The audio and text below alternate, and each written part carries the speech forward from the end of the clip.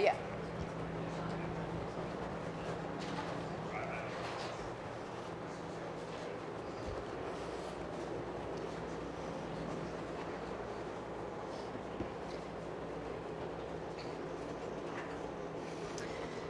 Please welcome back our two-time champion and defending champion, Bryson DeChambeau. Bryson, it's been a year.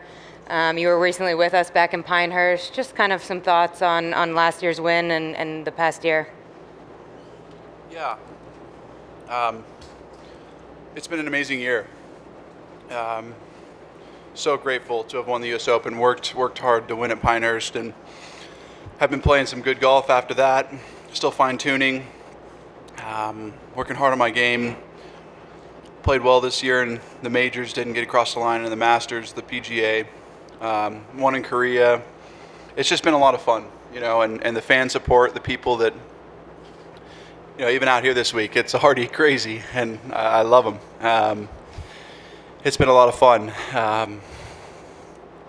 Just experiencing what the fans are giving me, it's so much energy. The only reason why I'm still here with this much energy is because of them. And, even last week in Virginia, the crowds were really great and pumping me on. And am I tired? For sure.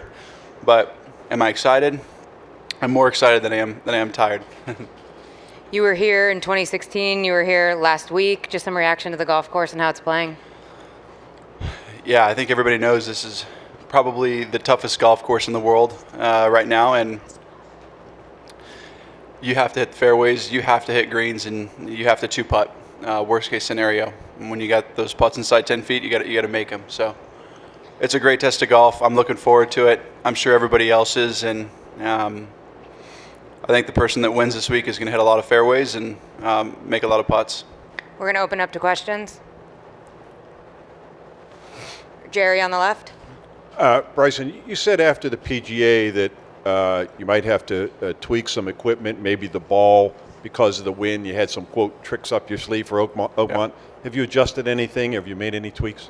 Yeah, I've got some new irons in the bag, which have been great. I've optimized it a little bit more, so hopefully that helps with those overdraws in my irons. You never know, but they seem to have helped last week, and hopefully it aids for me this week. The golf ball is a longer discussion. That's going to be a bit of time. I'm still working on it. We think later this year I'll have a golf ball that'll be very interesting to test. If it helps, who knows? It's a test. But I'm excited to keep researching and trying and experimenting and optimizing. My goal right now is just to optimize myself to another level, and if I can't, so be it. If I can in some areas, great. We'll stay on the left with Ann. Hey, Bryson, do you ever have any issues getting motivated? And if so, how do you deal with that? I would say the only time I have low moments for me, like issues getting motivated, I guess you could say, is when I feel like there's no place to go with equipment or my golf game or swing thoughts or theories. But I somehow always seem to find a little bit of hope, give myself a little hope. And another part of it is doing it for the fans, patrons, and the people that are viewing, my stuff on YouTube. That's really what gets me up in the morning and gives me a lot of passion for this game. On the right, we're going to go Brentley and Nick. Bryson, how much have you looked into playing down different fairways like they did at the USAM a few years back? They went down, 1 down 9, 14 down 12, 3 down 4. Is that something that you've thought about doing? Not specifically, but it's a great idea. Thank you. So I'm going to go check that out now. And then I guess secondly, you mentioned the new irons. What's the biggest difference in the set that you're using now compared to what you've used in the past? Yeah, so we iterated on the design of the face. The heel's a little bit flatter on the curvature.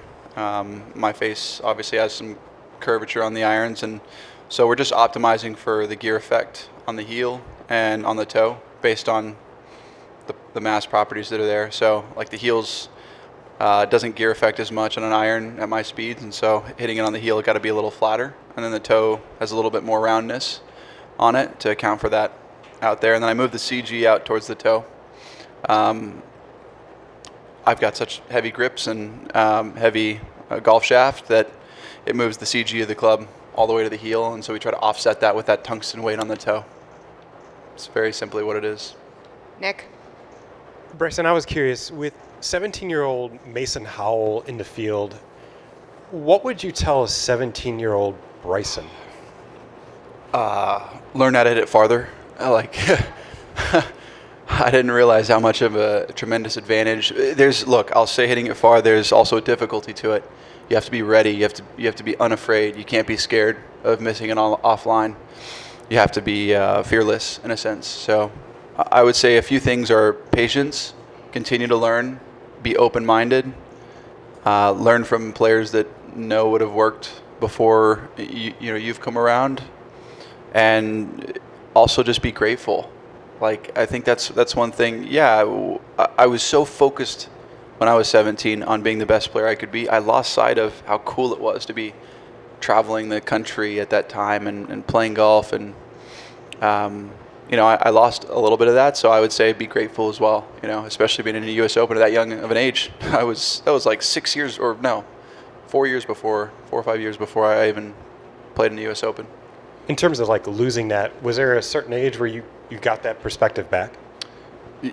Yeah, I mean, just recently, like the past few years, losing my father was difficult. Some other stuff happened as well, and for me personally, it was a awakening moment for me to realize what I'm doing, why I'm doing it, why I'm playing this great game, and what I can do to inspire future generations. Because, look, I view my legacy as not just winning golf tournaments. I view it as how much good can I do for the game outside of playing professionally. So that's a metric that I hold myself up to. And the start is YouTube, but there's so much more that's coming down the line, and that's also what gets me up every day as well. So Here on the front left? Hi, Bryson. You said at the Masters, you said you guys can say what you want. I'm just a little different. Now that you've been in the public eye for so long, do you kind of get more comfortable with being different and that people will say what they say and not worry about it as much? yeah, I think once I became more authentic to myself, just realizing who I am, especially doing YouTube content and being okay with who I am, I felt like I just became more comfortable and kind of let my guard down a bit, in a sense. What's funny is, as much as my guard has been let down, I feel like I'm more strategic in how I deliver things and how I give perspective on things. Before, it was pretty upfront and would just say things the way I wanted to, whenever I wanted to. And now it's more strategic in the way I do it and deliver it, because I think there's a lot of good that can come from that. And there's some cool style points that come from it, all in good ways. But just being different, being more authentic, and having a higher passion of caring for the game of golf has really led me to believe what I believe now. On the right, Adam? Bryson, what kept you from using the clubs you're going to use this week at the Masters or the PGA Championship? A few design changes. The curvature on the face was a little different. The weight on the toe didn't feel right for some reason. And there were some internal things that we worked on in the club that made the face more resilient when you hit it all across the face. So that's ultimately why it wasn't ready, and we had to print another version. This is version 3. Did you think they performed better than what you had been using last week? Yeah. I mean, the weeks before that, I put them in play last week, and they felt great. Is it going to be the ultimate answer to me winning? I mean, probably not. Like, you still got to putt well, drive it well, and everything. Well, I think will it help me on certain shots and certain conditions? I think it might. And if it doesn't, I'll go back to the drawing board and try to figure out why that occurred and continue to optimize. When you won in 2020, you thanked a ton of sponsors during your afterwards. I had a lot. How have those sponsors changed, and do you feel like LIV has affected you in any way in terms of getting sponsors? It's not been LIV's undoing. I would say that, there was a lot of sponsors, and in all honesty, like, LIV has been very freeing for me in a good way, in a really good way, where the people that want to be with us. We've got Qualcomm now, Reebok, still with Rolex. Rolex has been a great I've had a great relationship with them for a long time, since I turned professional in 2016. So there, you know, there's a few other partners, Google, I'm working with now, and if anything, it's helped almost reestablish like who wants to be a part of this. And I think that's really cool, in my perspective, is like who wants to be a part of the Crushers, who wants to be a part of my YouTube content. It's almost freeing in a way, and it kind of was a reset to see who wanted to be around and who wanted to continue to support and who I wanted to support as well, continue to support. So I think it's actually been a great thing, and from a sponsorship perspective, we're starting to move now. We've got a lot of great revenue coming about, and probably in a year from now, I hope to unveil some incredible master plans of what we're going to do with the Crushers and whatnot. There's some exciting stuff down the line. Front left. Bryson, I'm wondering with your work ethic, your ambition, even your physics background, what would you be doing if you weren't a professional golfer? Well, I'd be on the side of the street, or I'd be in a research lab, you know, something like that. Just kidding, everybody. But no, I would say I'd probably be doing something around biomechanics. I'm working with Sportsbox AI right now, so I'd probably be doing something around the biomechanics and how AI integrates into it, and just researching more of the body and how it works most repeatably, most consistently, and how to become healthier as well, something along those lines. And you just mentioned unveiling some stuff a year from now. When does your deal with LIV expire, and have you thought it beyond what your professional life would be after your LIV career? Yeah, I think there.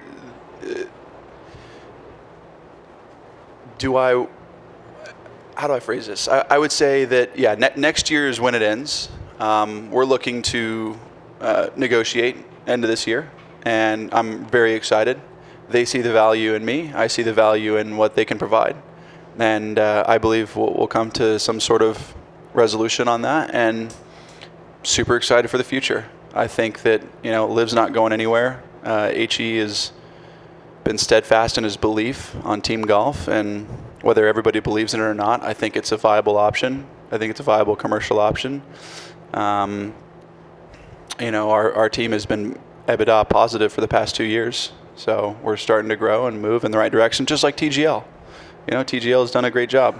They've got some teams that are making some money, and I believe there is a sustainable model out there. How it all works with a game of golf, who knows? But I know my worth. I know what LIV brings to the table, and I'm excited for the future of what golf is going to be. A few more. Rex on the right. Bryson, you said earlier learn how to play fearlessly, especially with the driver. You also said this is the toughest test in golf. Can you be fearless on this golf course? And along those lines, what is the game plan this week? How many drivers do you think you'll hit? It depends. So how many drivers will I hit? It depends on how well I'm hitting it. I'm hitting it pretty nicely right now, a lot better than last week, so hopefully I don't have to hit that much. Can I be fearless on this golf course? Well, yeah, anybody really can. Are there times to be more reserved, depending on wind conditions, softness of greens, pin locations, you name it? Very strategic. It's not like every single hole is wing foot out here. You can't just bomb it on every single hole and blast over bunkers and have a wedge run up to the front of the green. You can on a lot of the holes, but not on every one of them. So I think this golf course, you have to be just a fraction more strategic, especially the rough is so long. I'm going to be as fearless as I can possibly be out there. I know that.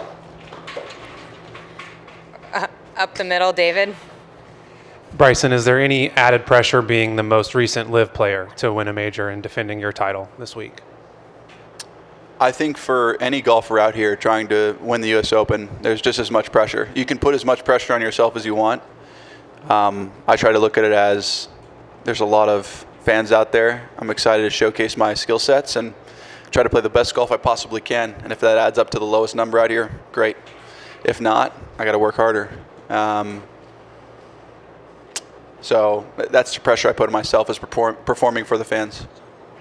Sean on the left. Have any of your peers, your playing peers, come to you for advice on how to start a YouTube account?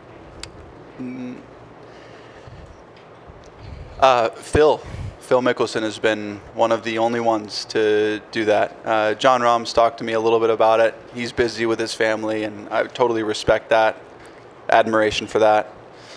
Phil has been extremely interested. He sees that as also a viable option for commercialization, the future, inspiration, education, entertainment. I mean, he did his short game series back in the day. He knows what teaching means to the public, right?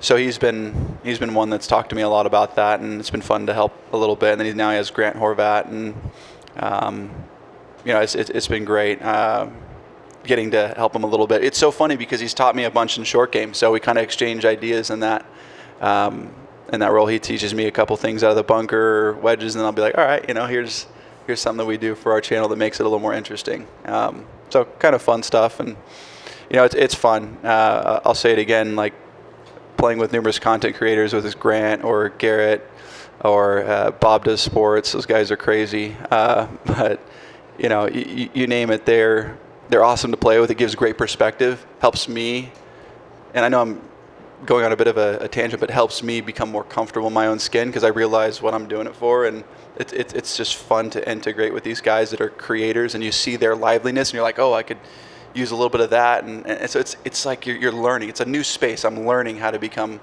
a little bit more entertaining, and it's great to feed off of that. It's not just golf professional trying to win every tournament. It's like, whoa, okay, there's a different perspective on this, and there's so much influence.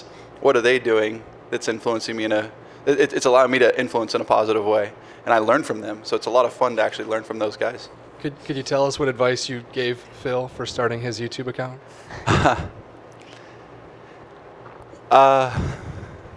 Well, first off, I said, you can be yourself. You have that creative control to be yourself, and I think that's what's so beautiful about it. And you hire the right team around you that understands you, and it frees you up to be yourself, one. And I said, two, you can do the content that you want to do. Anything you want to do, you can do it. And then three, listen to the people in the comment section. Go through, read them all, see what they want from you. And those are the things that we look at the most. That's why we've grown our channel. And I say our because it's a team. I got a team behind me. We've grown our channel to over 2 million followers now, and couldn't be more thankful. And it's literally by listening to the comment section, looking at the comments and seeing what they want.